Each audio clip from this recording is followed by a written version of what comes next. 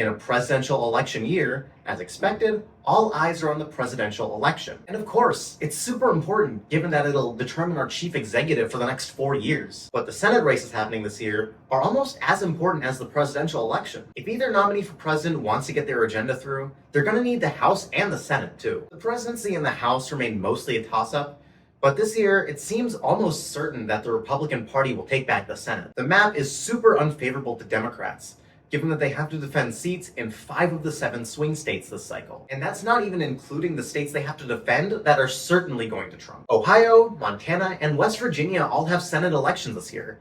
And with Senator Joe Manchin retiring, Democrats can only rely on Ohio and Montana. While Senator Sherrod Brown of Ohio is in his toughest race yet, he's been given a lifeline in a very weak opponent. So he's been leading in most polls so far. Unfortunately, Senator Jon Tester of Montana seems like he won't be making it out of this election cycle. And if that's the case, it'll be one of the greatest tragedies of American politics. Jon Tester is one of the most important senators in America. Most senators on both sides don't really do much work.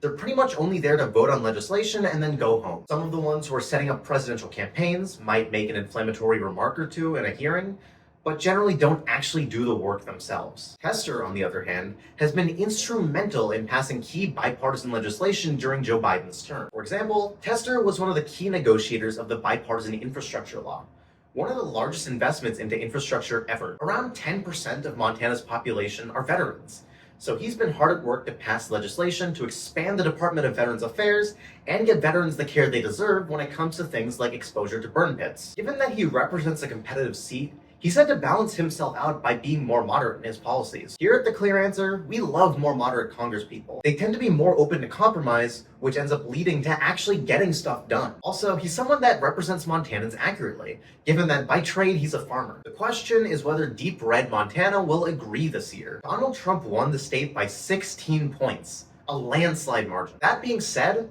it has elected Democrats from time to time. From 2013 to 2021, Montana had a Democratic governor, and it hasn't had 2 Republican senators since 1911. However, Jon Tester has been keeping that latter trend alive since 2015. Montana has started to show signs that they're less open to electing Democrats than ever before. Popular Governor Steve Bullock ran for Senate in 2020 in what most people thought would be a toss-up race, but he ended up losing by 10 points. Jon Tester survived re-election in 2018 when many of his other red state Democratic colleagues didn't. But in that race, he was able to utilize his widespread popularity, weak opponent, and national Democratic wave effectively. This time, all of those factors won't be going in his favor. Tester's opponent, Tim Sheehy, was recruited by Senate Republicans to run against Tester. Now, there's a lot of facts I could tell you about Sheehy, like that he's the CEO of an aerospace company with no connection to working class Montanans, but the most important thing I could tell you is that he has no political experience. He doesn't have any knowledge about any of the issues, and he certainly isn't there to work. His entire purpose as a senator is to be an empty husk,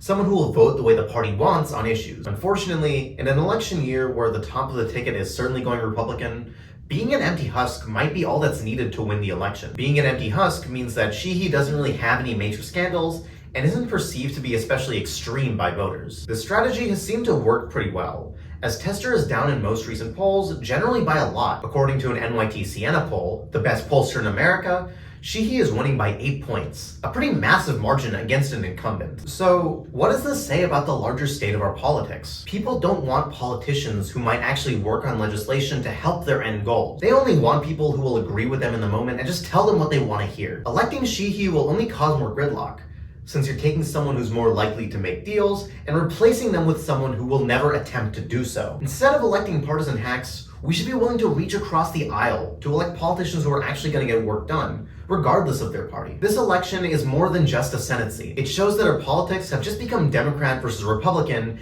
instead of useful versus useless. To me, if Sheehy wins this election, that would be a disgrace to our country. America needs more Jon Testers of both parties, so I would encourage you to help him out. If you're in Montana, go out and canvass for him. And even though there are other Senate races that might be more winnable for Democrats, it would always help to send him a few dollars. I'll put a link in the description to donate to his campaign. But hey, if you disagree with me or feel like I left anything out, feel free to leave a comment and I'll do my best to respond. If you enjoyed the video, I'd strongly encourage you to like and subscribe. It's free, it really helps out the channel, and you can always change your mind later. These conversations are important to have, so I'm always going to keep pushing to find the right and the clear answers. Thanks for watching.